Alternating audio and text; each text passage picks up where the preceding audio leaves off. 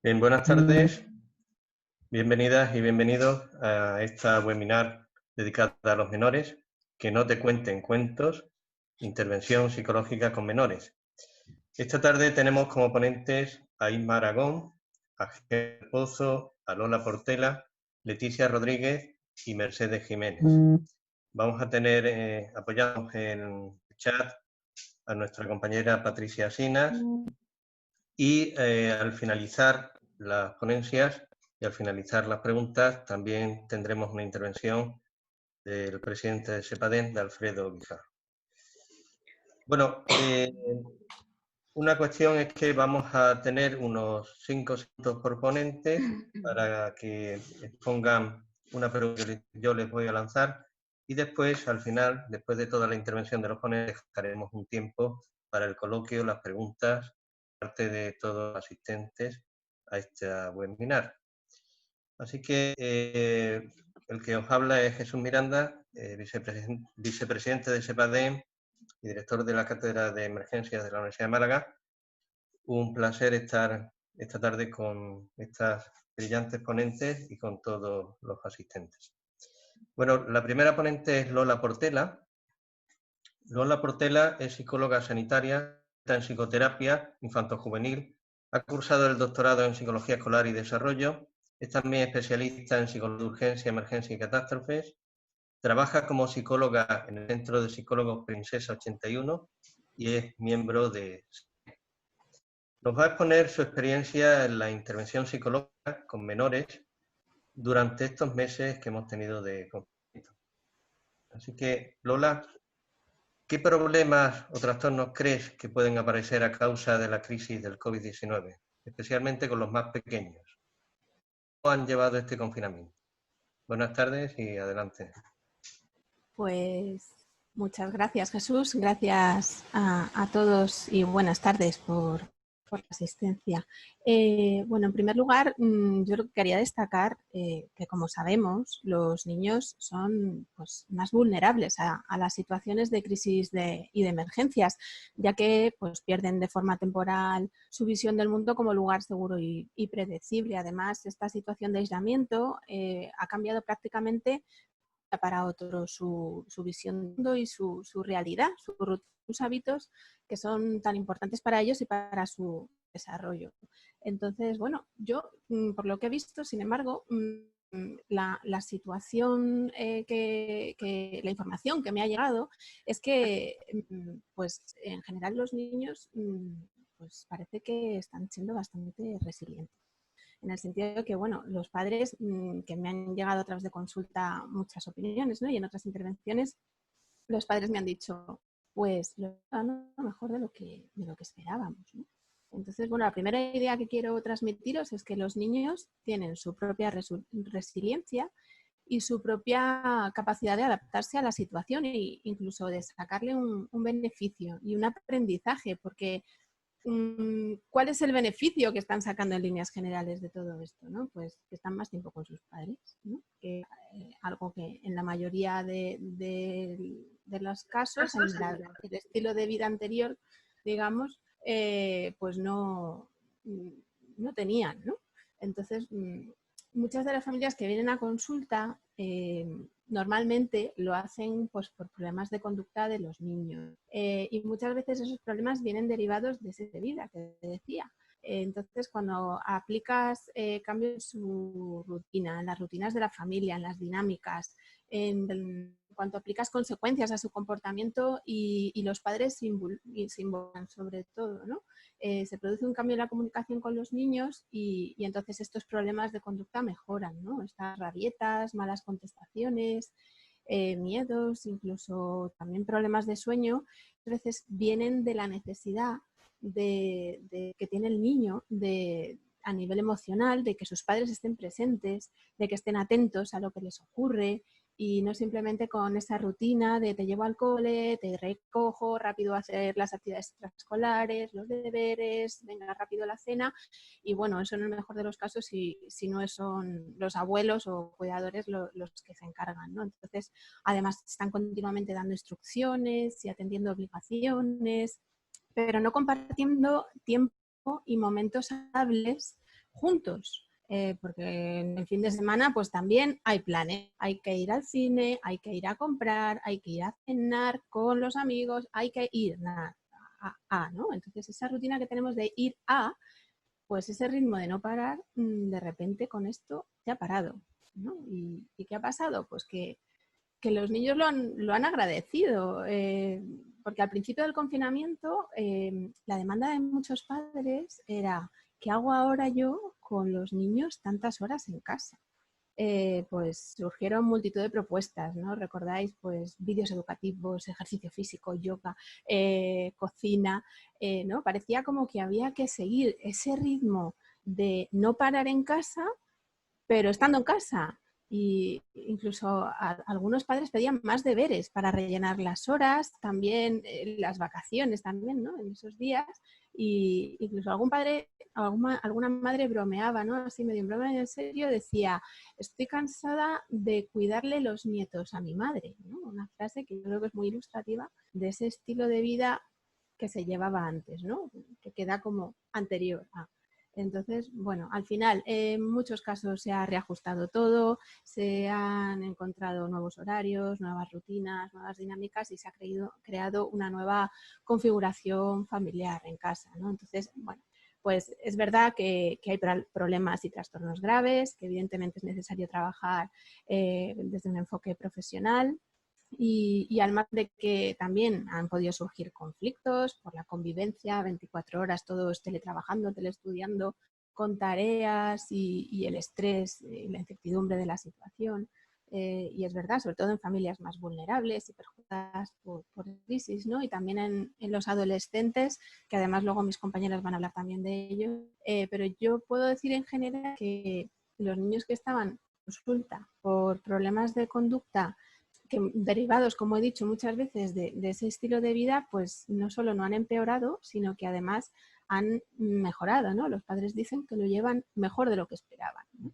Entonces, yo creo que este es un punto sobre el que tendríamos que pararnos a reflexionar y pensar si queremos ese estilo de vida que llevábamos antes, si lo queremos para nuestros hijos, para los niños en general, ¿no? Porque estamos a tiempo de reformular, de generar cambios, porque ellos, vale, no son ahora mismo empleados esenciales, ni votantes, ni consumidores, pero son nuestro futuro colectivo y quizá esto, pues, ellos sacar una gran enseñanza y ser una generación y resiliente, ¿no? Evidentemente involucrados y para que esto se produzca, pues tiene que haber una conciliación real de la vida familiar, del mundo laboral. Pero yo creo que esta crisis también está demostrando que se puede teletrabajar, que se puede estudiar con horarios flexibles, con autorregulación, que muchas profesiones efectivamente pueden hacer teletrabajo, ¿no? Entonces, creo que además esta crisis está demostrando que la verdadera educación, no la enseñanza arreglada, la verdadera educación, que es la educación en valores, se puede y además se debe realizar en casa. Otra reflexión sería respecto al modo en el que hemos estado trabajando, ¿no? La intervención psicológica estos meses ha sido a través de teléfono o por videoconsulta. En el caso de los menores, pues se hace mucho más complicado el trabajo a distancia, porque la metodología con ellos pues es mucho más dinámica. De forma presencial, pues utilizamos herramientas manipulativas, juegos, role-playing con muñecos, dibujos. Además tienes un vínculo con el niño, esa relación terapéutica que pues a través de la comunicación verbal, de modo presencial, pues tienes y generas ese vínculo, ¿no? Pero bueno, lo hemos podido hacer estos meses porque, como he dicho antes, pues el trabajo muchas veces en infantiles con los padres, entonces en la mayoría de los casos además teníamos ya establecida la relación terapéutica de forma presencial y hemos podido continuar con la consulta, y en los casos que hemos atendido, pues bueno, se ha podido desarrollar de manera más o menos efectiva con ciertas limitaciones, como digo. Entonces, creo que en líneas generales sí, se puede hacer la videoconsulta con menores, pero la intervención a distancia tiene bastantes limitaciones. Como digo, es verdad que se han elaborado áreas de telepsicología, pero están más enfocadas a la atención en adultos y de forma individual, ¿no? Entonces, yo creo que pues, se nos plantea un nuevo reto para estudiar cómo realizar la intervención psicológica con menores de forma más eficaz, ¿no?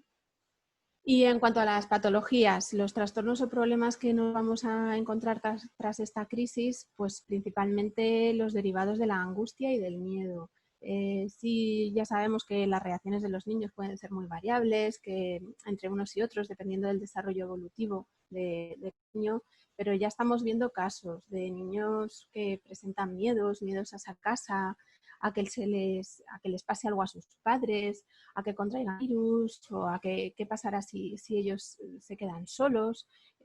También tienen pesadillas por estos motivos, dificultad de concentración para hacer los deberes, algunos también dificultad para regular las emociones con episodios de enfado, se muestran más irritables, con la habilidad emocional, de repente se ponen a llorar sin motivo aparente y otros pues presentan dificultades para seguir indicaciones o manifiestan conductas de oposición. Y también algunos pues comienzan a sentirse tristes, ¿no? Echan de menos a sus familiares, a sus amigos y sobre todo los lo pueden manifestar con enfados, con ira más que con llanto o con pena. Por eso, pues, lo ideal es tratar estas manifestaciones lo antes posible para que no deriven en trastornos de ansiedad, trastornos de depresión, fobias, trastornos del sueño o trastornos de conducta, ¿no? Entonces, es importante hacerlo lo más inmediato en el tiempo, esta intervención. Y bueno, otra manifestación también que nos vamos a encontrar, el duelo, porque bueno, pues habrá casos de niños que han perdido familiares, muchos habrán perdido a sus abuelos, incluso a sus padres. Entonces, pues de esto va a hablar después Gema, pero yo sí que quiero hacer otra reflexión sobre esto y quizá pues esta situación también nos hace ver que en esta sociedad sigue habiendo un tabú sobre la muerte, ¿no? Y esta puede ser pues una oportunidad para que los niños aprendan pues que la muerte forma parte de la vida, ¿no? En fin, a día de hoy yo creo que todavía hay muchas incógnitas por resolver para saber cuáles van a ser las consecuencias de esta situación en los niños a largo plazo, pero yo quiero acabar como he empezado.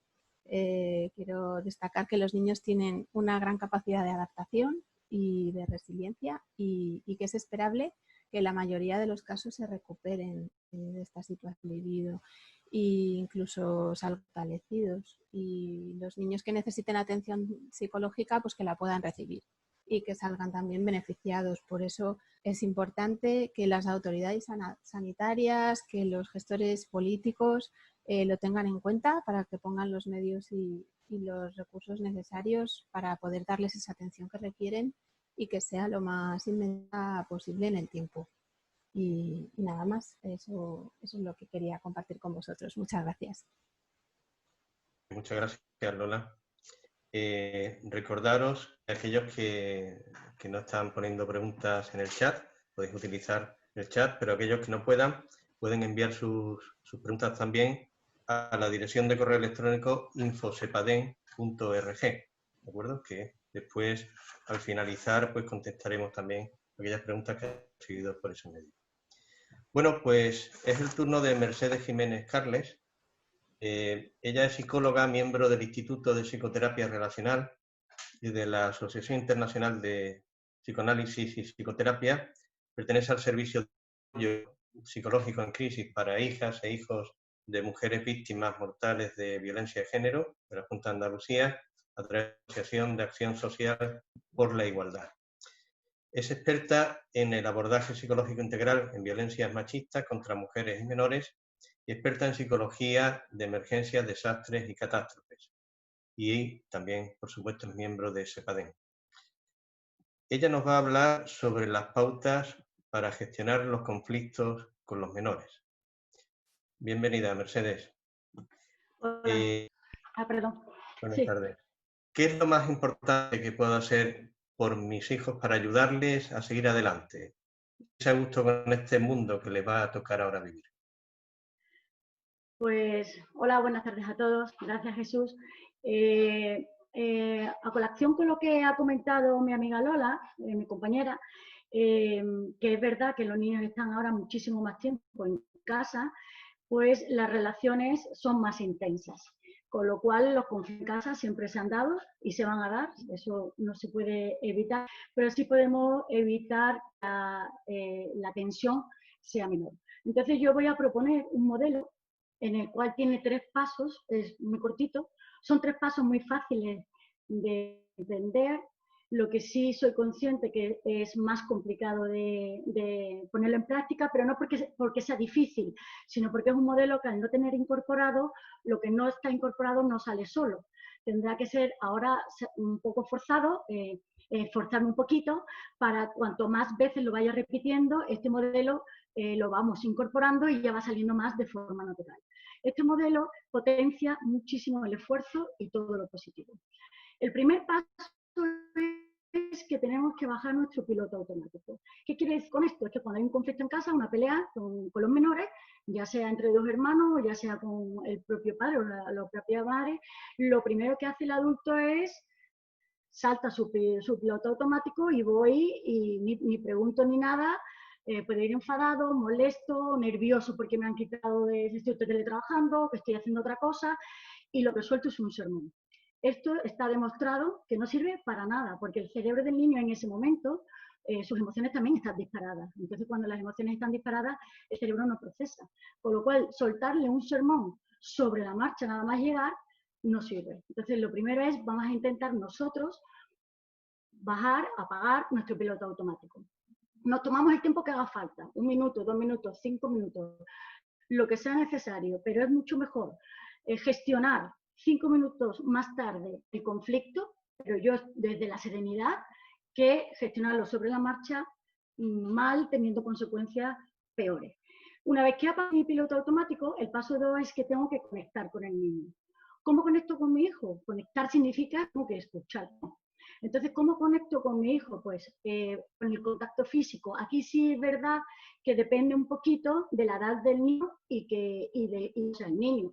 Hay niños que te van a permitir darle un abrazo, hay niños que no, pues simplemente un guiño o una mano en el ojo, pero el contacto físico sí es verdad que también está demostrado que calma. Otro modo también es con el lenguaje no verbal. Nosotros los psicólogos sabemos que el lenguaje no verbal es muy importante, pero que los niños son unos captadores increíbles. Entonces, la mirada, el tono de voz, los gestos con la mano, los movimientos de cabeza, todo eso también voy indicando al niño si yo estoy tranquilo o no estoy tranquilo y le puedo ayudar. Y lo más importante paso de conectar con mi hijo es que tengo que validar. Con esto quiero decir que validar es que quiero, a ver cómo lo explico, quiero el sentimiento del niño lo voy a validar. Lo que no voy a validar es la conducta. Tengo que separar lo que y el sentimiento o la emoción que me está mostrando con la conducta. Hay que separar esas dos cosas. Yo tengo que juzgar la conducta, pero nunca voy a juzgar al niño. Yo censuro el error, pero no censuro al niño. Y esto le va a ayudar a calmarse en el momento que tú comprendas que un niño tiene derecho a estar enfadado, tiene derecho a estar molesto, completamente tiene derecho a no estar de acuerdo. O sea, que tú puedes poner una norma que es lícito, como padre y como madre, pero el niño pues, puede no gustarle, como nosotros en nuestro trabajo tenemos normas que las acatamos, pero no todas nos gustan. Bueno, ellos igual. Entonces, yo sí valido que eso no le gusta, pero por eso este modelo no es permisivo, pero no voy a permitir que la conducta la haga, sobre todo la haga de una forma no saludable. Una vez que ya he conectado y apagado del piloto, para el punto 3. El punto 3 es que puedo redirigir. Aquí, si he conseguido los 2 pasos anteriores, sí puedo hacer este paso. Este paso, sin la calma mía y la calma del niño, vuelvo a repetir lo mismo. El cerebro del niño está emocionalmente disparado y no es capaz de procesar nada. Entonces, ¿cómo redirijo? Ahora aquí ya sí hablo de la situación. Digo qué aspectos me han gustado, qué aspectos no, porque en todos los conflictos también tenemos que tener en que hay algo que han hecho bien, pero nosotros siempre señalamos lo que han hecho mal. Entonces, lo que está bien hecho también hay que señalarlo, porque tienen que aprender que eso está bien y además valorarlo un poquito, no es todo tan negativo. Entonces, aquí sí hablo del conflicto, sí, pero en positivo. Si digo que lo que está bien hecho, lo que no que esté mal, sino que lo que podía haber hecho de otra forma, donde las consecuencias hubieran sido diferentes y mejores para él. Luego en positivo, un ejemplo. Si imaginaros un cuarto que está desordenado y que está mangas por hombros, que está fatal. En vez de llegar y decir que hay que ver que es que nunca ordena, que tu cuarto está desordenado, formas que nunca te enteras, pues puedo decir, bueno, validando sus sentimientos, entiendo que ordenar tu cuarto no te guste, comprendo que no sea lo más divertido del mundo, pero la responsabilidad del orden de tu cuarto es tuya. Veis que yo no estoy aceptando el desorden, pero sí estoy aceptando su emoción. Es una manera de decirlo, pero de forma más positiva. Estos son los 3 pasos, no hay más, pero que llevarlo a la práctica creeros que no es tan fácil, pero insisto que merece la pena intentarlo. ¿Qué es lo que más me gusta de este método? Lo que más me gusta de este método es que siempre puedo reconectar. ¿Esto qué quiere decir? Que cuando vaya por el siguiente conflicto, mi impulsividad como adulto, porque todavía no lo tengo incorporado, voy a volver a chillar, o sea, voy a, digamos, a meter la pata. Bueno, pues puedo reconectar. ¿Qué es reconectar? Puedo pedir perdón. Yo puedo decirle a mi hijo, mira, perdona, me he extralimitado, o mira, en el modo en que te lo he dicho no era el más apropiado, pero el contenido sí. Por eso este método no es permisivo, porque no estoy permitiendo la conducta. El reconectar, el mensaje más importante que estamos dando a nuestro hijo es que la relación es muchísimo más importante que el conflicto en sí puntual. O sea, por encima de todo esto está la relación con mi hijo, que como bien ha dicho Lola, ahora tenemos muchísimos más momentos para estar relacionados y para estar unidos.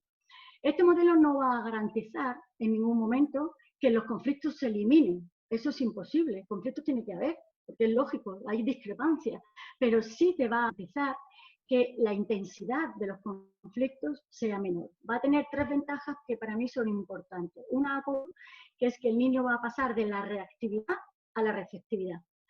Otra ventaja a largo plazo, que estoy construyendo el cerebro de mi hijo, lo estoy desarrollando.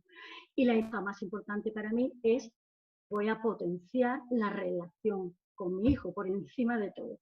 Entonces, yo creo que lo he dicho muy escueto, los 3, esto habría para 1 hora, pero porque me apasiona, pero yo creo que estos 3 pasos están muy, muy bien más y sí lo podríamos resumir en uno, y es que tengo que estar presente para mi hijo, tanto física como emocionalmente, ¿vale? Yo no puedo ser la amenaza de mi hijo. Espero haberos ayudado y lo que sí, por favor, si lo intentáis, ya verás como al final hay efecto, aunque cueste, ¿eh? Por mí ya he terminado, Jesús. Muy bien, Mercedes, muchas gracias. Bueno, es el turno ahora de Leticia Rodríguez.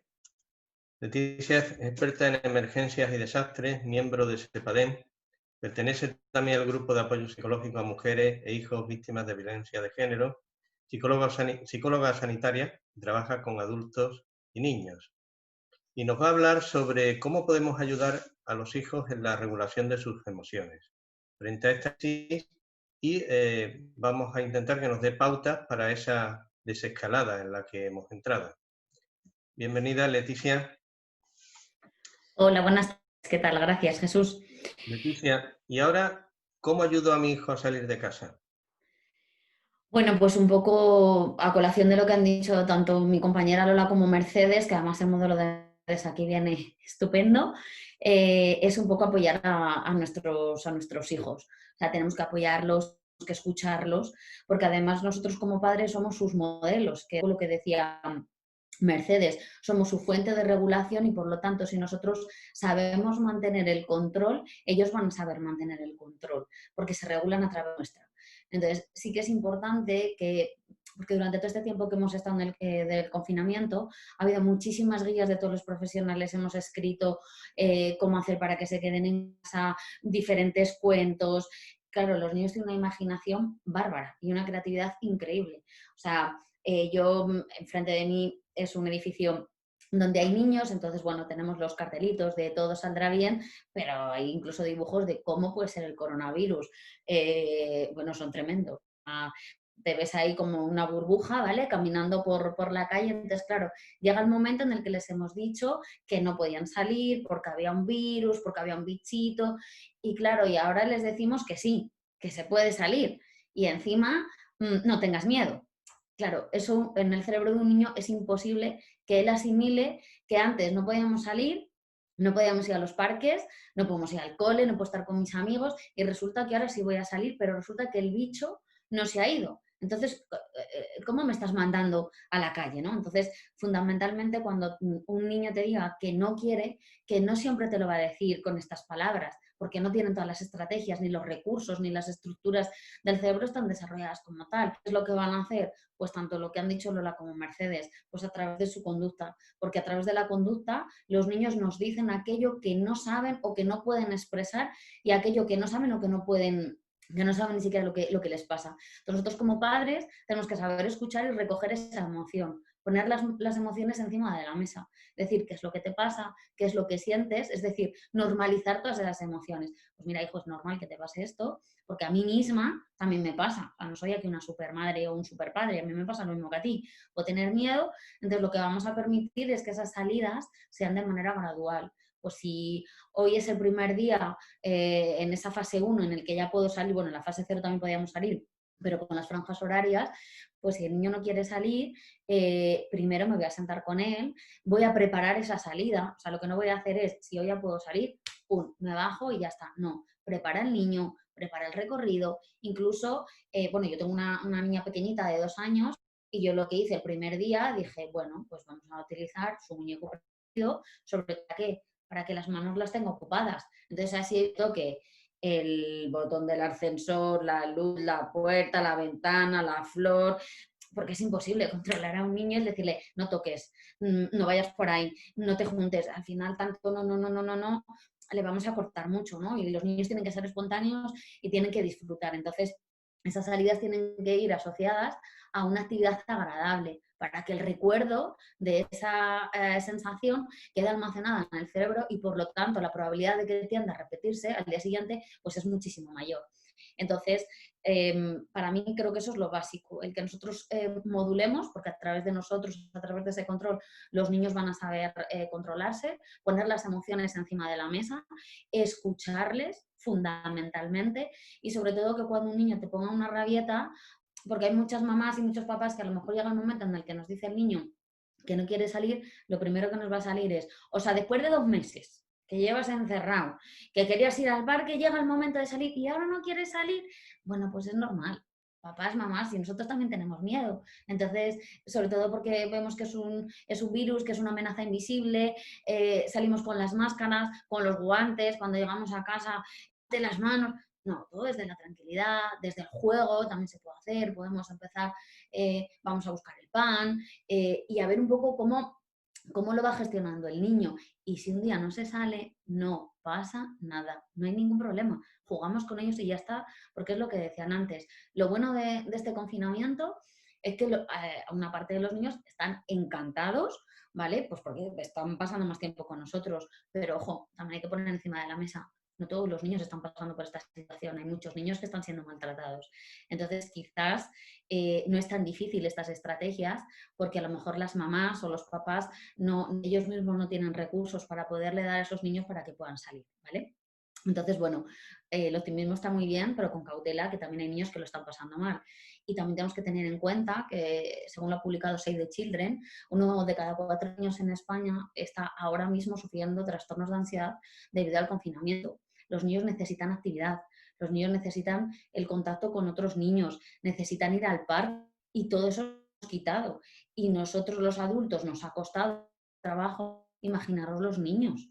Es imposible. Entonces, tenemos que darle tiempo para que su cerebro pueda asimilar y que se pueda adaptar, porque además con el tema del virus nos estamos adaptando continuamente a escenarios que son cambiantes. Y un niño no puede pasar de, sí, te acepto perfectamente que ahora no puedo salir, pero ahora sí puedo salir. No me quejo, son muy resilientes, pero que darle esas estructuras, esos recursos y estas estrategias que tenemos los papás. Nosotros somos su fuente segura. Si nosotros estamos bien, el niño estará bien. Eso es una garantía del 100%. Muy bien, Leticia, muchas gracias. Bueno, el turno de Inma Aragón.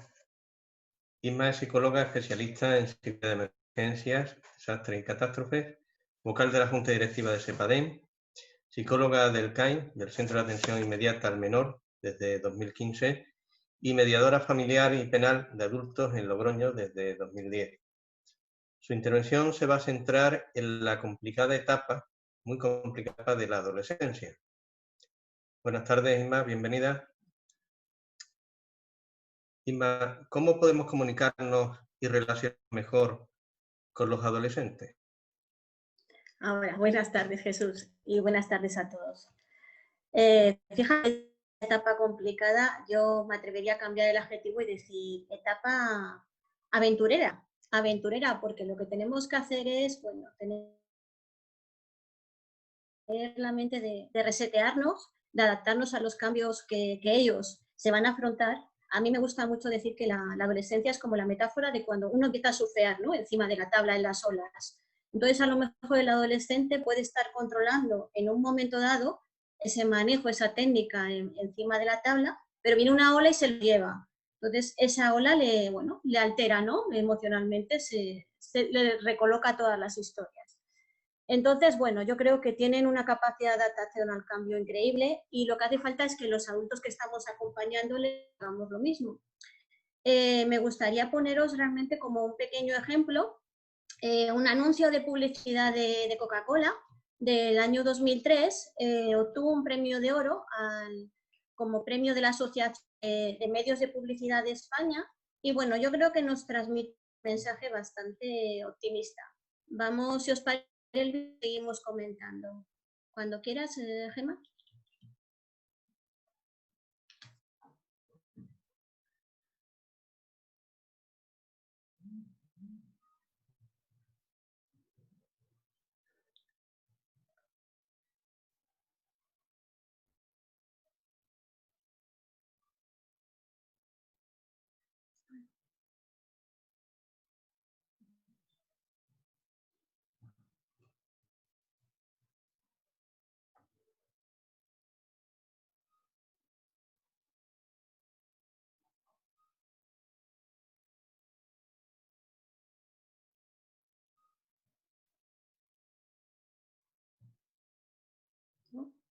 No empieza el vídeo.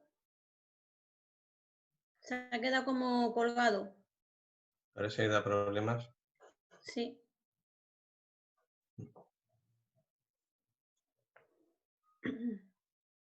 A ver, un segundito.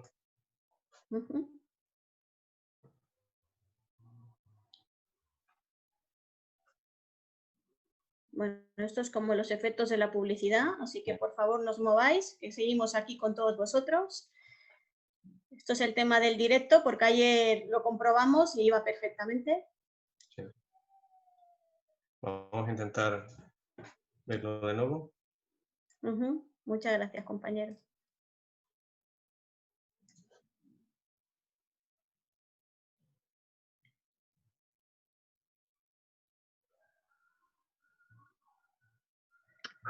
Cariño, dile a tu padre que tiene que arreglar la luz de la entrada. Sí, vale. Que dice mamá que tienes que arreglar la luz de la entrada. Estoy muy ocupado. Dice que está muy ocupado. Dile que sí, nunca. Eso no sale la imagen. Sí.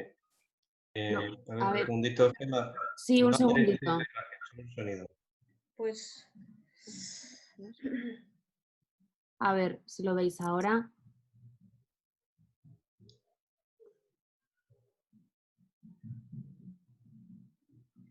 No me deja compartirlo, mira qué rabia.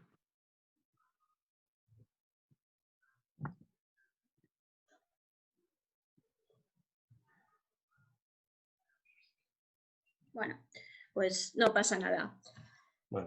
Tranquila, ya está, Gemma, no pasa nada.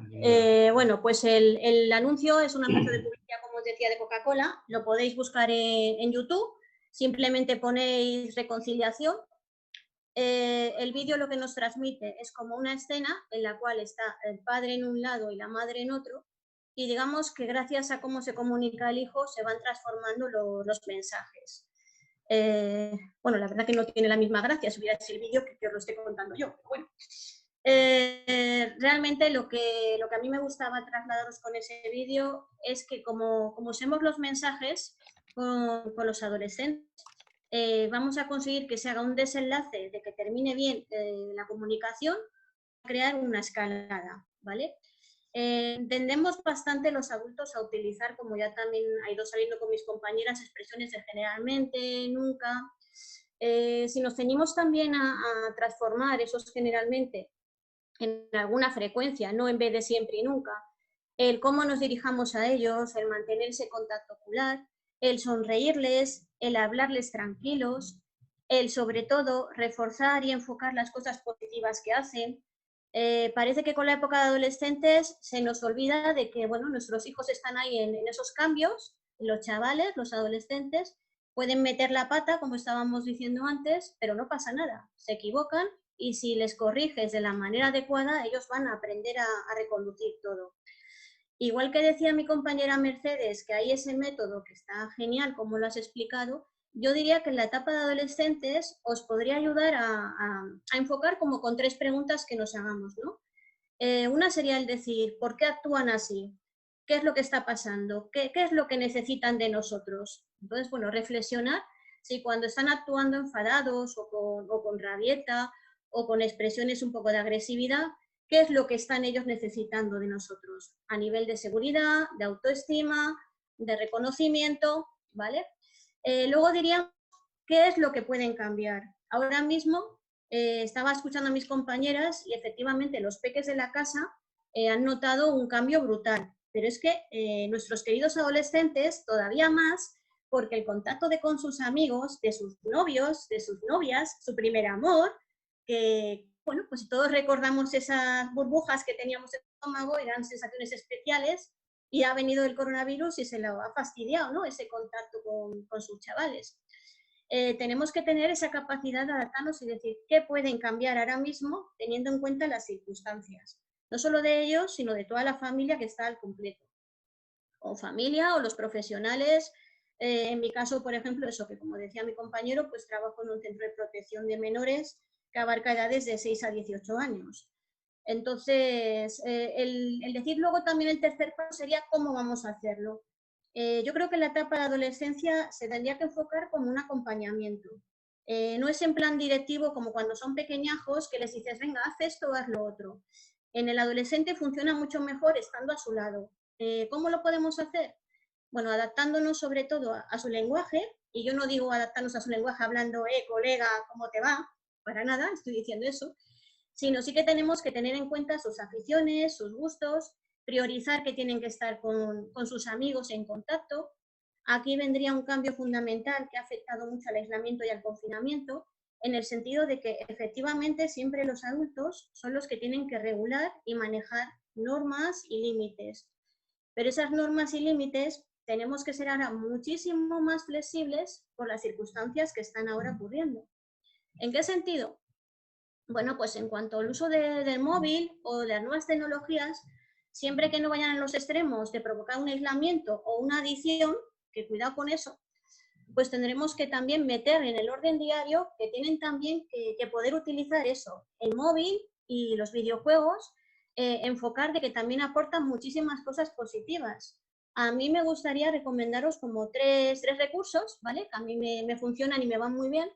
A nivel del libro, yo os diría que ojeéis el libro, que además está en internet, Tomar el mando, Ser padres en la era digital. Ese libro está fenomenal porque hace como una clasificación de qué juegos son los oportunos, clasificados por las edades, factores positivos a nivel de memoria, concentración, toma de decisiones. Todas las nuevas tecnologías, si las usamos de manera responsable, funcionan de maravilla. Otro recurso que os diría yo, que funciona fantástico. ¿Por qué? Porque son protagonistas los mismos adolescentes. Y parece que hago aquí marketing de publicidad. Desde Oran hacen una campaña que si ponéis en YouTube, Oran campaña de redes sociales, es fantástica para iniciar diálogo con los adolescentes porque hablan desde la prevención y la educación, pues todos los problemas del grooming, del ciberacoso, bueno, todo el mundo de internet, qué riesgos tienen, pero lo podemos hacer tras visionar un vídeo en familia, un poco en la línea que decíais las tres compañeras, Lola, Leticia y Mercedes. Vamos a seguir compartiendo tiempo, señores, con los adolescentes y vamos a jugar con ellos, pero desde otra manera, desde su ámbito. A eso me refiero con compartir su forma de hablar. Entonces, si vemos un vídeo de esto de las redes sociales, vamos a poder dar lugar al diálogo y hablar sobre la precaución. Y luego tenéis otro recurso que está fenomenal también dentro del INCIBE, ahí dentro del Instituto Nacional de Ciberseguridad, se llama Internet Seguridad para Niños IS 4K. Es un apartamento que totalmente está específico para el tema de niños y adolescentes. Está genial porque también abarca eso, actividades que te podéis meteros en el perfil según queráis, de padres, profesores, tutores. Igualmente da la oportunidad de utilizar herramientas que permitan el diálogo y no vamos a estar con el discurso y el sermón, ¿no? Tenemos luego también que permitirles el tener ese espacio emocional, como antes decíais también, porque bueno, los adolescentes van a tener esas explosiones, esos enfados. Tenemos que emplear muchísimo, pero muchísimo, doble dosis o triple de sentido del humor, no personalizar, darles ese espacio. Si ahora en casa o bien con la desescalada, permitir que puedan tener la oportunidad de hablar, de expresarse sus opiniones y discrepar de nosotros, que eso es bueno, no tienen por qué opinar igual que nosotros, y podemos también así dar una oportunidad a ir conociéndonos y a ir renegociando nuevas formas de comunicarnos entre todos. A mí he visto también que funciona muy bien para ayudarles a regular las emociones el introducir cada día momentos de relajación. Igualmente yo os diría que hay una aplicación que está genial, que se llama Insight Timer. Es una aplicación que tiene un montón de vídeos de relajación, de meditación. Bueno, ahí podéis trastear lo que os dé la gana y según la necesidad de cada chaval con el que estéis, ¿vale? El añadir esa rutina en su día a día, yo lo he puesto en práctica con los chavales y funciona y muy bien. Y a ellos les ayuda también a liberar y a expresar un poco esa cantidad de tensión que se acumula y como es lógico y es normal. Y bueno, sí que me gustaría terminar también con un pequeño inciso de que tenemos que estar haciendo también el apoyo incondicional continuamente con los adolescentes desde el modelado de los adultos, y eso también solamente se consigue si somos coherentes y si tenemos esa capacidad de eso, de adaptarnos a esos cambios que estábamos diciendo que aporta la adolescencia, y también tener en cuenta que ellos, sobre todo, lo que más están manifestando ahora mismo pues es la ansiedad, el estrés, la depresión, y como bien sabemos todos, la manera de verbalizarlo los adolescentes no tiene nada que ver con los adultos. Mucho cuidado, y con lo que decía mi compañera Leticia, los adolescentes estamos viendo que están aumentando la cantidad de autolesiones y de intentos de suicidios. Es alarmante y hay más de lo que la gente piensa. A mí me gustaría esa última recomendación que os haría yo, y no os voy a entrar en el tema de suicidio porque habrá otros compañeros que habrá una webinar enfocada solamente a este tema.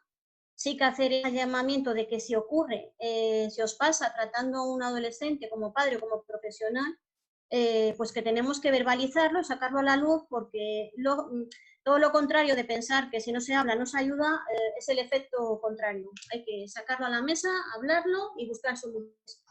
Y ese último recurso que yo os aconsejaría relacionado con eso, me voy al canal de Netflix, que es una película que se llama Violet y Frim. Está muy bien y bueno, habla un poco del tema de la depresión entre adolescentes, y el desenlace lo tendréis que ver vosotros. Muchísimas gracias y bueno, pues buscar el anuncio de publicidad que no habéis podido ver aquí. Venga, gracias, Jesús. Muchas gracias, Inma.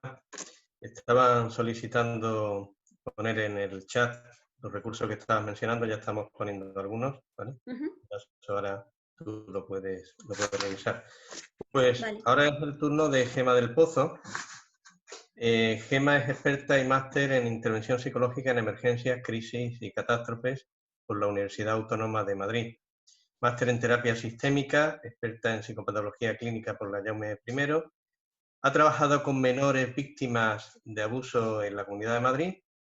Trabaja como psicóloga supervisora de IPSE y es socia de SEPADEM. Ella nos va a hablar sobre la comunicación de malas noticias a menores y adolescentes. Gema, bienvenida. Hola, buenas tardes y muchas gracias, Jesús. ¿Cómo le doy una mala noticia a un hijo, a una pequeña o a un pequeño? Bueno, lo primero que hay que tener en cuenta es que una mala noticia no siempre es el comunicar un fallecimiento, aunque lo tenemos relacionado, ¿no? Una mala noticia es el comentar o el contarle algo a otra persona y que esa noticia cambia de forma drástica nuestro mundo, y de forma drástica y negativa, ¿no? Nuestro mundo. Siempre nos preguntamos cómo poder dar una noticia, pues, quizá la más impactante es la de un fallecimiento, y la tendencia de las familias es el que lo haga otro, ¿no? El no soy capaz de decirle que mi familiar ha fallecido, no voy a poder decírselo, no voy a saber cómo hacerlo, voy a causarle trauma, voy a causarle daños, ¿no? Sin embargo, la experiencia lo que nos dice es que es muy importante que lo haga un familiar cercano, una figura de apego seguro para ese niño. Pero es verdad que no quita para que nosotros los profesionales estemos a su lado, que le demos pautas y orientemos a cómo puede decírselo, a qué puede esperar y qué hay que tener en cuenta para que el niño entienda el mensaje que se le está diciendo.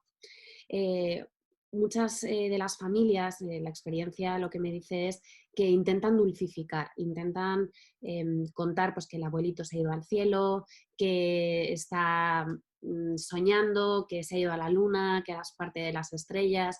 Sin embargo, los niños son muy literales, y una de las cosas que nos podemos encontrar cuando le decimos a un niño, sobre todo pues hasta los 8 o 9 años, que el abuelito se ha ido al cielo, es que cuando tengamos que ir al aeropuerto para irnos de viaje, diga, yo no quiero coger un avión porque me puedo ir al cielo con el abuelito y el abuelito no ha vuelto. Otra de las cosas que se le dice a los niños también es el abuelito se ha dormido, ¿no? O papá se ha puesto malito y se ha quedado dormido. ¿Qué pasa cuando llega la noche? Pues algo muy parecido. No sabemos esa literalidad, ellos la interpretan como que si yo me duermo o si mamá se duerme, también me va a dejar solo. Con eso hay que tener en cuenta que pueden aparecer miedos cuando comunicamos un fallecimiento que como adultos no nos entran mucho en la cabeza, y sin embargo hay que tenerlos en cuenta, ¿no? Y para ello también es importante el tener en cuenta los rituales que los adultos hacemos de manera bueno, estándar, ¿no? Como puede ser el ir al tanatorio o al velatorio, el ir al entierro. Son rituales que tenemos sociales, que tenemos instaurados en nuestra cultura, y que, como bien decía Lola antes, intentamos apartar a los niños, ¿no? De la experiencia de la muerte y del dolor, pero es verdad que está ahí y que es inevitable. Y que es importante, que la experiencia lo que nos muestra es que es importante también el que estos niños participen en estos rituales sociales. Ahora, la pregunta es, ¿cómo, como padre, como madre, como familiar, cómo doy yo la noticia de un fallecimiento a un pequeño, ¿no? A un adolescente? Hay que tener una cosa muy en cuenta, hay que tenerla muy presente, y es el concepto, que el concepto de la muerte como algo permanente no se desarrolla al principio. Es decir, la muerte como un concepto de algo permanente e irreversible aparece a partir de los 7 años, pero los niños entienden la muerte mucho antes. Hasta los 4 años hay que tener en cuenta que los niños viven la muerte más como un abandono que como una desaparición, y lo viven como algo propio, como algo egoísta, ¿no? Ya se ha ido, ya no me cuida, ya no me quiere, pero no entienden esa muerte como una desaparición del mundo. Entre los 4 y los 6 años, los niños entienden la muerte como algo que se puede hacer a voluntad. Igual que me duermo y me despierto, puedo morirme y revivir. Y es que a partir de los 4 años aparece ese pensamiento mágico que tenemos, bueno, pues que los niños pueden pedir deseos a los polvos de hadas, aunque no lo veamos, y eso es muy bonito y es muy terapéutico en ciertas situaciones, pero también puede ser muy dañino si no lo controlamos bien. A partir de los 5 años, los niños entienden la muerte con los símbolos más culturales, como puede ser la parca o los angelitos y los querubines y esas cosas, y empiezan a entender ya la muerte como algo permanente. Pero es verdad que aunque lo entienden, es una sensación y es un dolor muy fuerte que les sobrepasa porque no tienen herramientas. Y nosotros como adultos tenemos que darles esas herramientas para que entiendan que es algo que ha pasado, que no es agradable, pero que no se van a quedar solos, que vamos a estar ahí, que les vamos a ayudar a gestionar y a trabajar esas emociones. Y por último, también destacar que entre los 10 y los 12 años el miedo que aparece en los adolescentes es el de sentirse diferente al resto. El cómo cuento yo a los demás pues que mi familiar ha fallecido, que mi mamá no va a volver, o que pues que mi mamá tiene cáncer, ¿no? Pues es también una mala noticia. ¿Cómo lo cuento yo en el cole? Tengo que contarlo. Al final es el miedo a, pues, lo que decía mi compañera Inmaculada, ¿no? Esa necesidad de pertenencia a los grupos sociales, de iguales. Esta noticia es diferente. Lo que hace es que les separa del resto. Y ahora, ¿cómo comunicamos o cómo enseñamos a comunicar? Lo importante son 4 cosas muy básicas que hay que decirles a las familias. La primera es hacer la distinción entre la persona que ha fallecido, que se pone muy enferma, y siempre recalcamos como la regla de los 3 muy, ¿no? El decir, se ha puesto muy, muy, muy enferma, no se ha puesto enferma, se ha puesto muy, muy, muy enferma, se ha puesto muy, muy, muy grave. Implicamos una gravedad, una gravedad que no se da en una gripe común, ¿no? O que no se da en otro tipo de situaciones. ¿Para qué hacemos esta distinción? Pues porque si yo soy su mamá y he perdido a mi marido y yo me pongo enferma, lo que no quiero es que mi hijo piense que se va a quedar solo en el mundo, que una gripe se puede pasar, que se puede complicar, sí, pero no vamos a hacer que el niño viva con miedo en todo momento solo por un catarro. Vamos a hacer la distinción entre lo que se ha llevado a su papá, la enfermedad que haya sido un accidente, que haya sido lo que haya sido, y lo que puede ser pues, un accidente casero o lo que puede ser un catarro común, ¿no? Por otro lado, es importante que la noticia la dé, como decía antes, un familiar cercano, alguien en el que el niño quiera, al que el niño quiera, en el que confíe. El psicólogo va a estar detrás apoyando, va a estar conteniendo la situación para evitar que se desborde, pero es la familia la que tiene que dar la noticia. En un lenguaje adaptado a su edad, además, es decir, no podemos decirle a un niño de 4 años ha tenido una parada cardiorrespiratoria, sino el corazón de papá ha dejado de latir y no hemos conseguido que funcione, ha dejado de funcionar. Con eso los niños entienden el mensaje que se le está dando. Si le hablamos como un adulto, desconectan y no se enteran, ¿no? Y por último, y lo más importante, no mentir. El no mentir a un niño, tendemos a hacerlo, tendemos a decir muchas veces para dar seguridad, para que piensen que todo está bajo control, tendemos a decir pequeñas mentirijillas cuando nos preguntan, ¿no? Y sin embargo, lo que le da mucha más seguridad cuando hay algo que no sabemos es decir, no lo sé, pero vamos a intentar preguntar. O no lo sé, pero vamos a ver qué hacemos, ¿no? Y sobre todo el transmitirles la tranquilidad de que no se van a quedar solos, de que las rutinas las van a poder seguir haciendo, aunque haya que reorganizarlas de alguna manera, y responder y escuchar esas demandas que tienen los más pequeños, que muchas veces son igual de lógicas que las que tenemos los adultos, pero adaptadas a su edad. Obviamente, si yo me quedo sin mi pareja, a lo mejor en un primer momento no me pregunto cómo voy a ir a trabajar, pero si mi pareja ha muerto por un accidente de coche, tendré que plantearme en algún momento cómo, pues tengo que comprar un coche o tengo que arreglar los seguros. Los niños igual, si su papá era la persona que le llevaba a fútbol, van a preguntar, pero ya no voy a ir a fútbol, o quién me va a llevar a fútbol ahora, o cómo vamos a hacer esto. Y esas preguntas también son importantes de responder.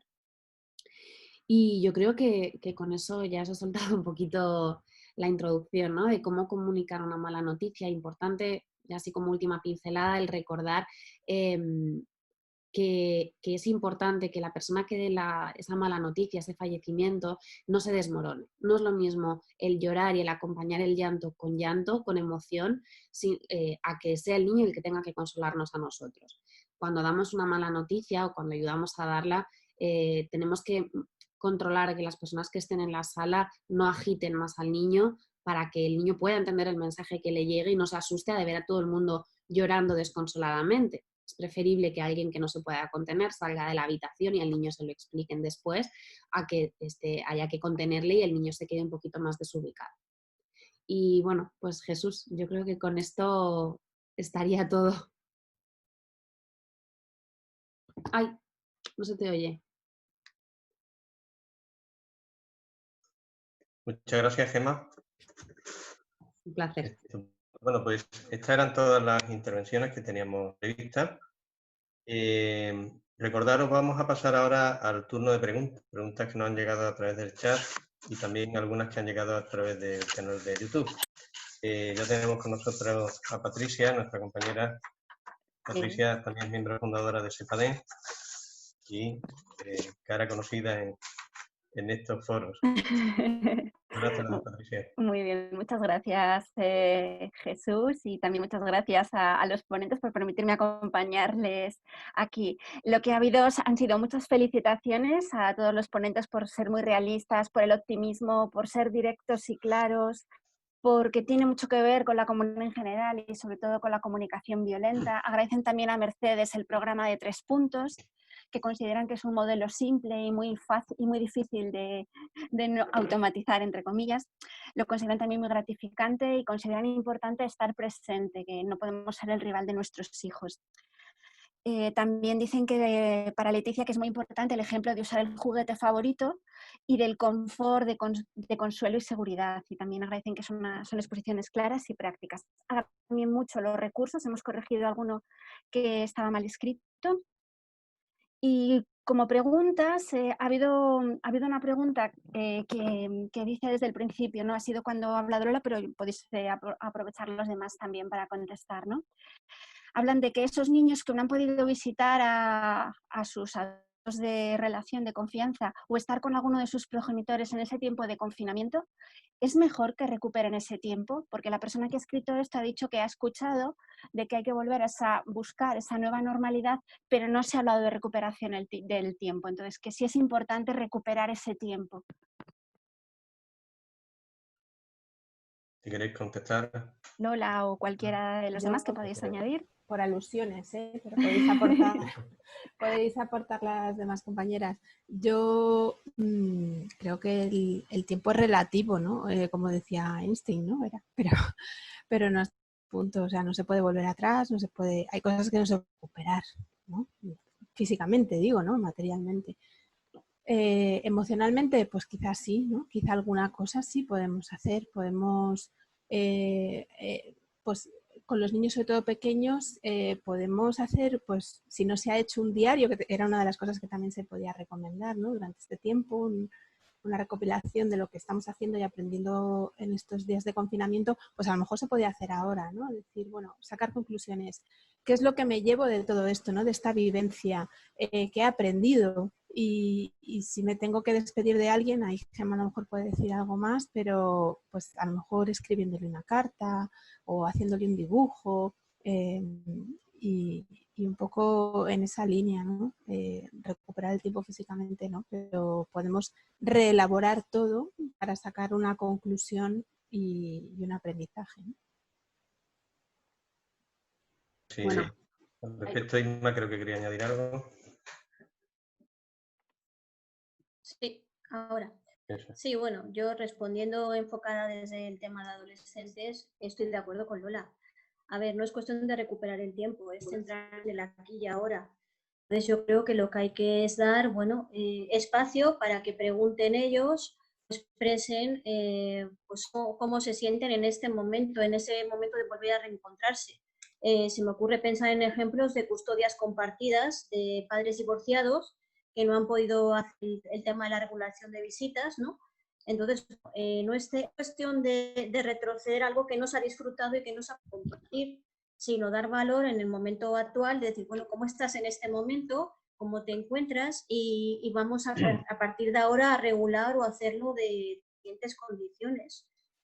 Creo que el dar ese espacio emocional al aquí y ahora es lo que realmente va a ayudar, sea niño, sea adolescente, y si no pueden verse físicamente, pues hablaríamos, como bien dice Lola, herramientas viables. En el caso de adolescentes utilizarían más el tema del móvil, hacen videollamada con los padres que no son custodios. Digo el ejemplo así de padres no custodios porque también se ha dado bastante en este confinamiento. Entonces, el utilizar el móvil, por ejemplo, se ha empleado para poder al menos tener esos contactos y no estar totalmente sin nada de comunicación entre ambos. Esa es mi aportación. Sí. Leticia, creo que también quería apuntar algo. Sí, a ver, en el tema de, por ejemplo, de los progenitores, porque es verdad que yo tengo varios casos de niños así, en el que ha habido muchos problemas porque ha habido algunos padres que lo han utilizado como arma arrojadiza contra el otro. A ver, es importante tener en cuenta que esto no es un castigo al otro progenitor. Estamos en estado de alarma, es una crisis sanitaria, entonces, bueno, se podrá recuperar el tiempo cuando se pueda, pues si cuando ya podamos volver otra vez a la normalidad, pues si te toca un fin de semana, pues a lo mejor alargarlo un poquito más, pero siempre también consensuado con el menor, porque es lo que decíamos, lo que no puede ser es, bueno, tú has estado 2 meses con tu hijo, ahora te lo quito y me lo quedo yo. Y así, porque parece que estamos castigando al otro progenitor, sobre todo porque ha habido mucha controversia. Por ejemplo, aquí en Salamanca, el juzgado de familia sí que es verdad que se ha pronunciado, que si no había acuerdo entre los padres, se quedaba donde tuviera pillado el estado de alarma. Entonces, claro, se trata de intentar velar por el bien del menor. Y de lo que decía mis compañeras, recuperar el tiempo no se puede recuperar, pero sí que también es cierto que, bueno, que el otro progenitor tiene que pasar también tiempo con su hijo, ¿no? Entonces, bueno, hacerlo de una manera mucho más escalonada, más pactada. Hay una pregunta de Alfredo Carro que dice que siendo las primeras expectativas como muy negativas, si no habremos dejado el listón de medio bajo y cualquier situación no contemplada siempre habrá sido mejor. ¿Qué opináis?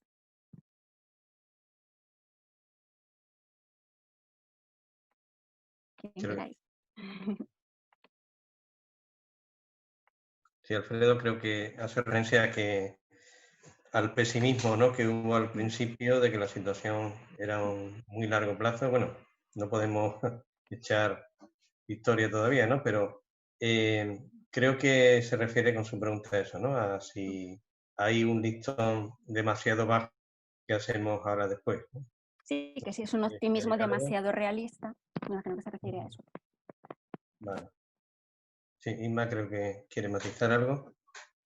Sí, bueno, a mí, por ejemplo, relacionado con eso, lo que se me ocurría decirte, Alfredo, es que, por ejemplo, con el tema de adolescentes, bueno, que digamos que es mi área la que me toca defender, dejo a mis compañeras que hablen desde la infancia, como lo ven ellas, es muy importante que con ellos hemos centrado, desde luego, que tienen que ser realistas en las expectativas de que el rendimiento a nivel académico, a nivel deportivo, a nivel de cualquier cosa, no iban a estar al 100% como antes de toda esta crisis o antes del confinamiento.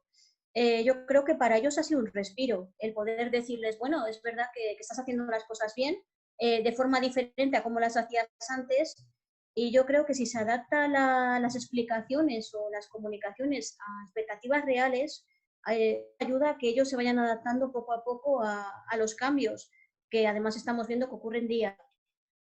Yo desde ese punto de vista es lo que se me ocurre decirte. Si os parece, como tenemos bastantes preguntas acumuladas, vamos a intentar avanzar un poco. Vamos a por la siguiente. Desde YouTube, Ceferino García, a ver, espera un momento que la tengo aquí. Vale. Ceferino García nos dice que, perdón, un momento, el ordenador. Vale. Nos dice, está relacionado con los adolescentes, que si para modelar a los adolescentes es necesario comprenderlos, crear cierta empatía para saber el trasfondo de sus decisiones y actuaciones. Claro, efectivamente. Como antes decíamos, el adaptarnos a su lenguaje significa eso, ¿no? El ponerte de alguna manera en su piel. Bueno, yo un poco también aplicando el método de Mercedes, pero en línea, desde los mensajes asertivos, cuando a ellos les decimos, cuando tú haces tal cosa, yo me siento de tal manera y me gustaría que esta conducta la cambies, ellos están más abiertos a ese diálogo. Entonces, si te aproximas a ellos a hablar desde una comunicación abierta, flexible, negociadora, pues todos los conflictos, que muchos de ellos son normales, adaptados al ciclo vital de desarrollo en el que se encuentran, desaparecen como conflictos y se transforman en nuevas actuaciones y nuevas soluciones. Así que sí, la empatía a todos los niveles, niño, adolescente, adulto, con todos. Empatía siempre. Claro, si hay más. Seguimos, si os parece, Sí. porque hay bastantes preguntas. Sí, Sonia planteaba, creo que es en relación a lo que ha dicho Gemma, cómo se plantea el tema de que los niños tengan que decirlo en el cole. Me imagino que se refiere a una mala noticia o a una situación difícil en casa.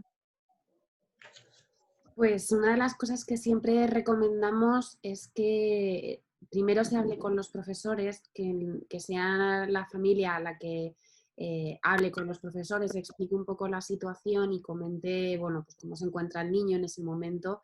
Pero al final, dependiendo de la edad del niño, ¿no? No es lo mismo hablar de un adolescente de secundaria, bachillerato, que de un pequeñito de primaria.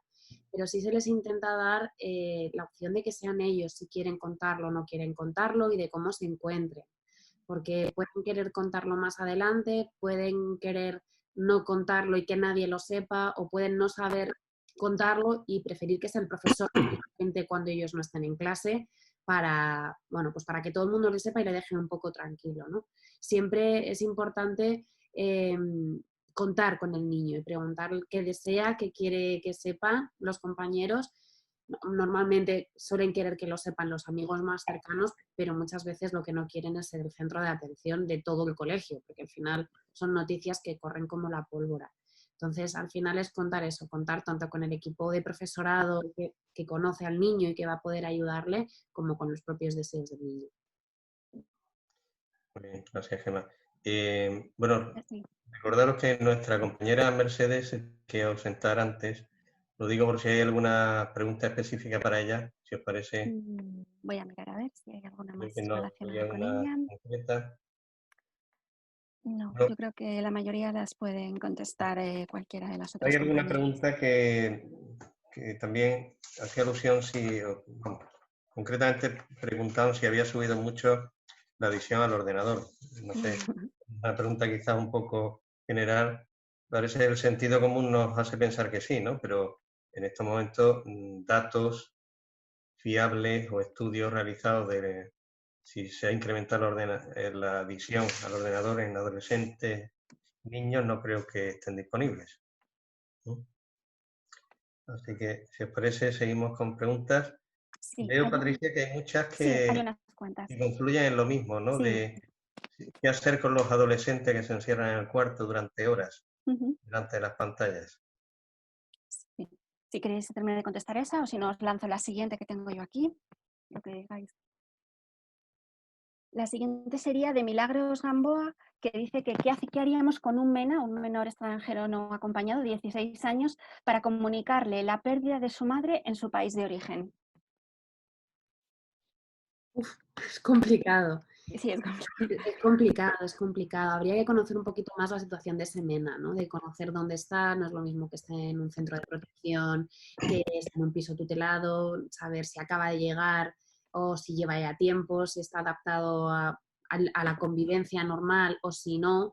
Pero al final la comunicación es muy parecida.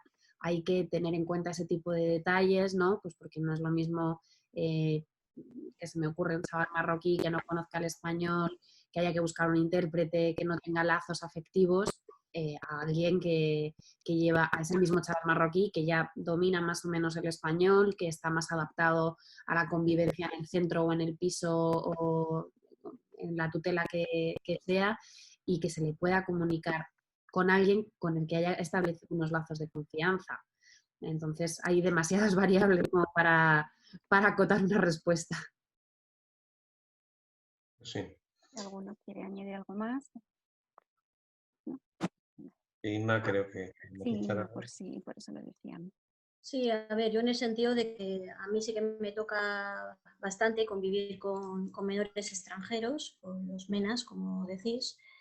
Bueno, al final yo creo que también es adaptarle, cuando el idioma es un pequeño obstáculo, las emociones es un lenguaje universal, como decía Gemma.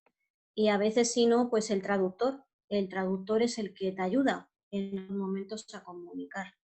Pero sobre todo el lenguaje no verbal es que va a transmitir que está notando que le estás diciendo pues con cariño, con paciencia, con sensibilidad esa noticia.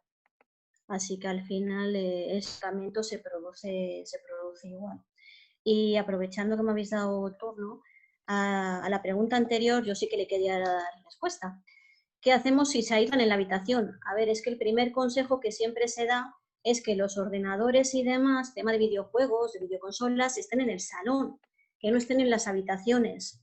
Con esa primera precaución de ponerlo en un sitio común, bueno, vamos a poder entonces los adultos regular o controlar más en qué páginas están metiéndose o en qué juegos están, Y bueno, yo creo que siempre, si hacemos negociación en vez de prohibición, las cosas funcionan mejor. Si tú le dices a tus hijos o a los adolescentes, no puedes jugar, es un conflicto, es una escalada, es discusión a tope. Sin embargo, si se negocian unas reglas, digamos, pactadas entre todos los miembros de la familia, se pueden llegar a acuerdos. Y normalmente funciona. Esa es mi experiencia.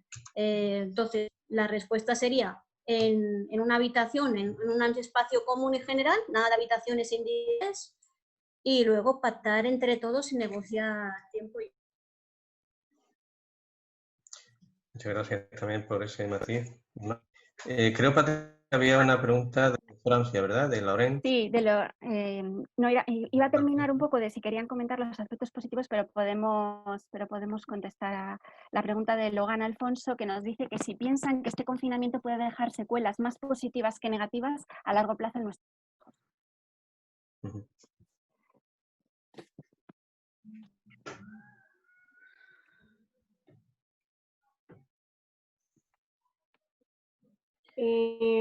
Yo no creo que sea una cuestión de poner una balanza si son positivas o si son negativas, porque es que depende de un montón de factores, depende de un montón de cosas en la familia, depende de los apegos que tengan cada uno, porque si estamos en una familia con apego seguro, tendrá muchas cosas positivas porque han tenido muchísimo más tiempo para estar juntos y fortalecer. Si el apego no es otro tipo de apego, más ambiente o más que tenga otras consecuencias peores, pues si no retoman la forma de conectarse, la forma de relacionarse, pues será un sufrimiento. Entonces creará consecuencias negativas. Entonces no es cuestión de decir, no, todo esto ha sido más positivo, es que cada familia es un mundo, cada niño es un mundo y todo es una realidad distinta. Entonces no se puede sumar de esa manera, poner una balanza ha sido positivo o negativo. Depende cómo me he relacionado en ese confinamiento con mis hijos. Depende de eso. Muy bien. Lola, creo que quería matizar algo también al respecto. Sí, y como dice Mercedes, efectivamente es difícil o tampoco se trata de medir, ¿no? Incluso, como he dicho yo antes, es que no sabemos todavía a largo plazo qué secuelas puede dejar esto, ¿no? A lo mejor aparentemente nuestros hijos parece que han salido bien de esta situación, pero luego aparecen las secuelas más a largo plazo, ¿no? Y otra cosa que tenemos que tener en cuenta es que hablamos ya como en pasado, pero en realidad seguimos inmersos en una situación distinta. Como decían antes también mis compañeras, hemos pasado un confinamiento extremo, ahora estamos volviendo un poco, ¿no?, en esta desescalada que quieren llamar así, pero no sabemos cuándo se va a acabar, cuándo se va a volver a la normalidad, si es que se va a volver a una normalidad o algo diferente o a qué, ¿no? Yo apelaba un poco a intentar aprovechar esta situación para cambios y reajustes en cosas que nos estamos dando cuenta que antes no se podían continuar de manera, ¿no? En ese sentido sí podríamos ser optimistas, pero evidentemente la realidad de muchas familias y de muchos niños pues se ve muy afectada por esta situación en estos 2-3 meses, pero es que queda mucho por delante todavía, ¿no? Entonces es difícil afirmar algo así. Sí. Si os parece, vamos ya contestando las últimas preguntas. Hay una pregunta sobre políticas públicas y personas en vulnerabilidad. Perdón. Nos la hace Alejandra González y dice que esas políticas, que cuánto falta en relación a políticas públicas que ampare tanto a estas personas con vulnerabilidad como el rol y la función del psicólogo, y qué pueden aportar estas políticas públicas a confeccionar y a desarrollar una puesta en acción de protección y promoción de la salud. Bueno, ¿no? En relación a políticas de Mercedes se marcha. Mercedes, muchas gracias. Muchas gracias, Mercedes. Mercedes. Gracias.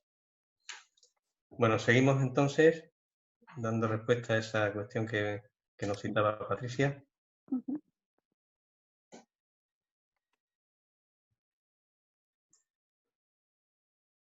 En relación a políticas de protección y promoción de la salud, ¿qué pensáis que pueden aportar en estos momentos? Entendemos que que somos psicólogos, pero bueno, desde lo que podáis aportar, decir o pensar en relación a vuestros conocimientos.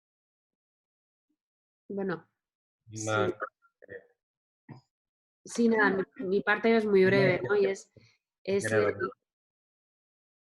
el decir, bueno, que ahora se han encontrado desigualdades a la hora de tanto teleclase, ¿no? Hacer los estudios a nivel colegio, desde casa, con las tablets y demás.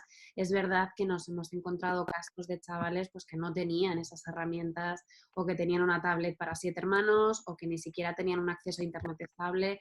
Entonces, al final, si tenemos que lograr una igualdad y hay que pensar que esta situación puede volverse a dar, hay que facilitar también el acceso a la educación universal como la tenemos hasta ahora desde casa. Es mi pequeña aportación que quizá haya que plantearse, ¿no? El cómo conseguimos un acceso igualitario para todos los estudiantes desde, bueno, pues desde casa por si se vuelve a dar esta situación de confinamiento absoluto. Bueno. Inma, ¿querías comentar algo también? Bueno, yo añadir simplemente que, a ver, yo creo que estamos viendo todos el problema de conciliar, ¿no? La vida familiar y laboral cuando son pequeñajos, ahora que en algunos centros, aquí en La Rioja se empieza a dar, por ejemplo, la oportunidad de voluntariado. Los pequeños de 6 años pueden empezar a acudir al cole si los padres ya tienen que empezar a acudir al trabajo. Yo creo que a nivel de problemas, en función de cómo se están viendo las soluciones que se están aportando, se están saliendo a la luz los recursos que son necesarios. A nivel de adolescentes o de menores, en mi caso, de centros de protección de menores, faltan más pisos, faltan más recursos, porque cuando llegan, por ejemplo, a los 18 años, se necesitan más pisos para ayudarles en esa autonomía. Creo que son conscientes de que hacen falta esos recursos. Otra cosa es que luego los pongan. Contratarnos a más psicólogos en un montón de ámbitos, psicólogos especialistas en emergencias como estamos en este grupo y muchos asistentes que estáis escuchándonos. Bueno, estamos ahí, estamos formados, podemos dar respuestas, pues que amplíen las contrataciones y estaremos todos encantados de aportar en miles de ámbitos. Creo que la política es que nos escuchen y abran oportunidad de poder exponer desde todos los ámbitos de la sociedad que poco a poco se va haciendo. Y luego ya que planteen posibles vías de ponerlo en marcha. Muy bien. Si os parece, vamos ya a dar respuestas muy rápidas a las últimas preguntas. ¿Te parece, Patricia? Sí, la última pregunta es de Macarena Saavedra, que nos dice que cómo nos podemos enfrentar al grupo que acosa al compañero por red en la plataforma del colegio durante el confinamiento. Eso, tienes dentro de la aplicación de internet, tienes un teléfono de línea de 017, es gratuito y confidencial. Entonces la familia de este menor podría llamar y decir, bueno, pues si le están mandando mensajes en plan de ciberacoso, pueden bloquear y denunciar desde la propia plataforma. Igualmente están coordinados con policías que están especializados en delitos informáticos a nivel de ciberbullying y se pone en marcha el dispositivo. Eso a nivel ahora de confinamiento. ¿Que luego vuelven a la escuela? Bueno, pues como sabrás, en los centros escolares hay protocolos de actuación, de intervención, que deberían de hablar pues con el acosador, el acosado, introducir a los pares iguales y trabajar la intervención dentro de la aula para aportar de que eso no se continúe. Muy bien. Había también alguna matización de alguna persona, de algún interviniente que hablaba de un efecto positivo, ¿no? De las nuevas tecnologías, de que haya unido más a la familia por el hecho de comunicarse por videoconferencia. Bueno, posiblemente, ¿no? Pero yo creo que dependerá de cada caso particular de cada familia cómo se haya desarrollado, ¿no? Pero claro, como no, también hay efectos positivos, sin duda.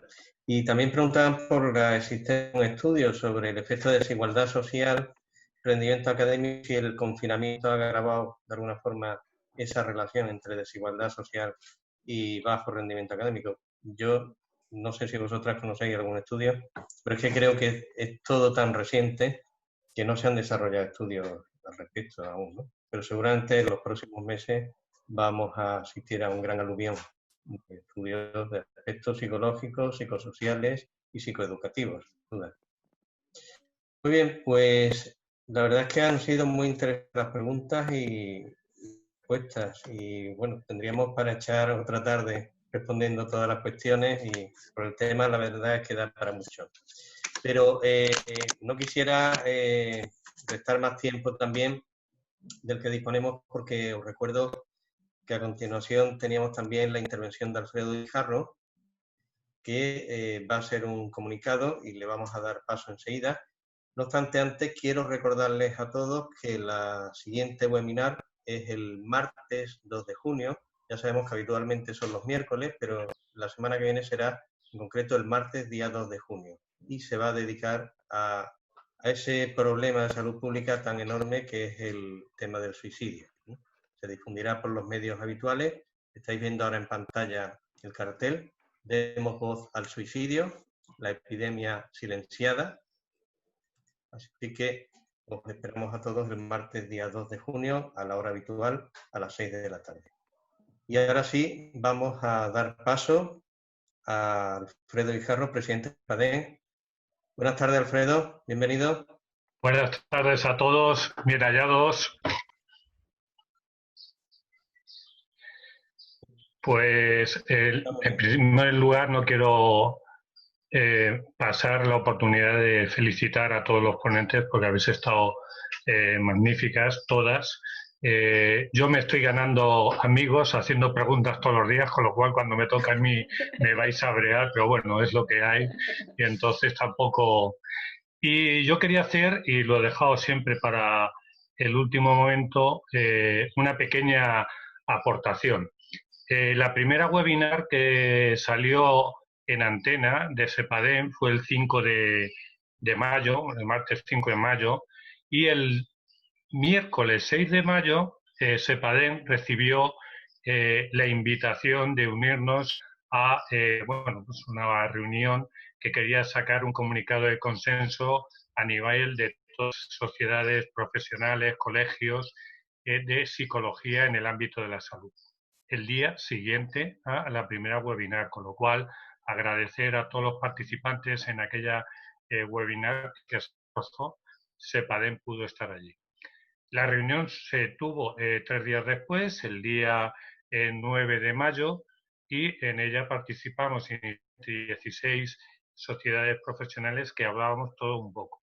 Gracias a esa webinar participó CEPADEM y pudo meter en este comunicado final el tema de la psicología de emergencias. El tema de la psicología de emergencias, como se dijo inicialmente, si la crisis psicológica en emergencias, una crisis se define como unas conductas normales realizadas por personas normales ante una situación traumática extraordinaria, estamos hablando de personas normales. Estamos hablando de patologías previas, es decir, estamos hablando de la segunda parte de la definición de la OMS de la salud, es la del bienestar, que es en la que participamos. Indudablemente, en emergencias también hay alguna vez que intervenir con patologías, pero no es el 100% o no es la generalidad. Bueno, en el consenso, después de correos para arriba, correos para abajo, al final, el día 21, yo quería haber participado en la webinar anterior, ya sabía que se había aprobado, pero faltaban algunas sociedades por firmar. Al final hubo 2 sociedades que no creyeron pertinente firmar el comunicado. Yo creo que todas sus exigencias están recogidas en el comunicado, lo que pasa es que querían ir más allá y excluir al resto. Sin embargo, lo que desde se pidió, que es no solo el desarrollo de la psicología de emergencia, sino el desarrollo, la regulación y la reglamentación de la psicología de emergencias en el ámbito de la salud y en el ámbito de protección civil, porque son en los 2 ámbitos que normalmente estamos trabajando, se ha conseguido y con lo cual no podemos estar más contentos gracias al esfuerzo, insisto en esto, de todos vosotros, de todos los que participasteis en aquella webinar y de todos los que sois CEPADEM. CEPADEM es una sociedad de recursos económicos muy limitados, aún así fijaros lo que podemos hacer, pero con un grandísimo capital humano. eso sí que no creo que haya sociedad que nos supere con los socios que tenemos, el capital humano que tenemos y la relación humana que hay entre los socios. Y eso es lo que vendemos. Y con eso pues estamos consiguiendo poquitas cosas. ¿Qué es lo que queremos, a dónde queremos llegar? A donde queremos llegar es que para ejercer la psicología en emergencias tenga que estar regulada y reglamentada. ¿Cómo? Con un máster, que es lo más sencillo de hacer, como tienen los abogados que terminan Derecho y después hacen el máster de abogacía para ser abogados, o como general sanitario. Específico en emergencias. Y ese es nuestro objetivo. Y yo quería terminar dando esta buena noticia. Al final, en lugar de 17, firmamos 22 sociedades profesionales, incluido el Consejo de Psicología de España, con lo cual creo que es la primera vez que hay un consenso tan amplio, y solo por este hecho ya es a felicitarnos en el ámbito de la psicología. Y todo esto se debe a vosotros, y yo quiero agradeceros el esfuerzo que estáis haciendo. Muchas gracias. Muchas gracias, Alfredo. Bueno, pues me resta darle la enhorabuena a todas las ponentes que hemos tenido esta tarde. Ha sido un gusto teneros a todas vosotras aquí, a Isma, a Gema, a Lola, a Leticia y a Mercedes, que ya se ha tenido que marchar antes. Y agradecerte a ti también, Patricia, tu labor de estar pendiente de todas las preguntas que nos han llegado, tanto por el chat de esta aplicación como por YouTube. Bueno, quiero recordar una vez más, ya lo dije antes, pero que la siguiente webinar, para que nadie se confunda, en martes, en lugar de miércoles, y en concreto el martes 10 de junio, el próximo martes, y ya sabéis que el tema será el suicidio. Os damos de nuevo a todas y a todos, muchísimas gracias por vuestra asistencia y nada, hasta la próxima. Un placer, como siempre. Gracias, Hasta luego. muchas gracias. Gracias. Adiós.